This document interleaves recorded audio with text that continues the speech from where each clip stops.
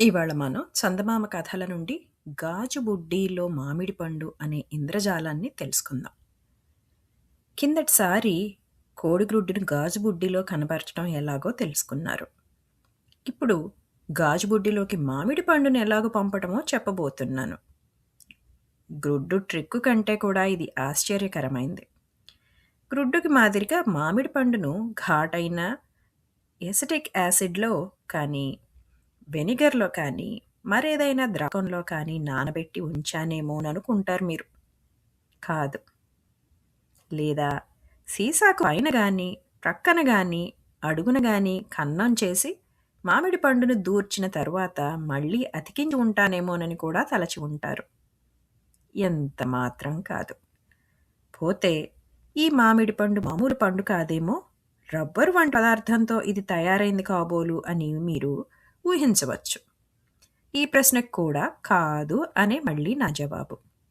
ఇక ఇప్పుడు దీని రహస్యం చెబుతా వినండి.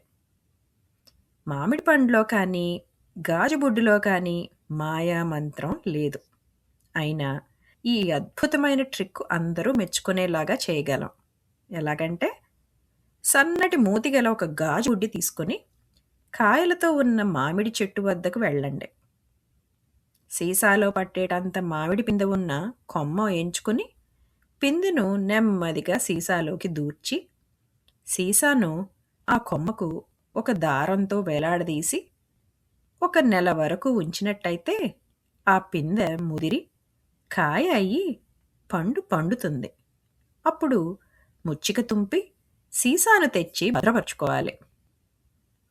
తర్వాత ప్రదర్శన సమయంలో సరిగా సీసాలో ఉన్న మాదిరి రంగుదే వేరే ఒక మామిడి పండు సంపాయించి సభికులకు చూపాలి. మరొక సన్న మూతిక ఖాళీ గాజు బుడ్డి కూడా వారికి చూపించి, ఇదిగో ఈ మామిడి పండుని ఈ గాజు బుడ్డీలోకి ఎక్కించి వేస్తా చూచుకోండి అని అంటాడు ఇంద్రజాలికుడు. గాజు బుడ్డీని మామిడి పండును బాగా పరీక్షించి చూచి, సరే ఎలా చేస్తాడో చూస్తాం అని ఆశ్చర్యంతో వారు నిరీక్షిస్తారు.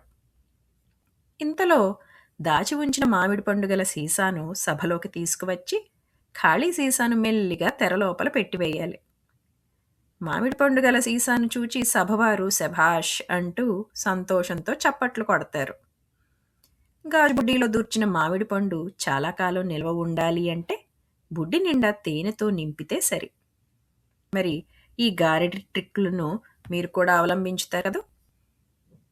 ఇదండి వాటి మన ఇంద్రజాలం. మళ్ళీ ఇంకొక కొత్త కథనంతోటి మీ ముందుంటాం. అంతవరకు సెలవు మరి.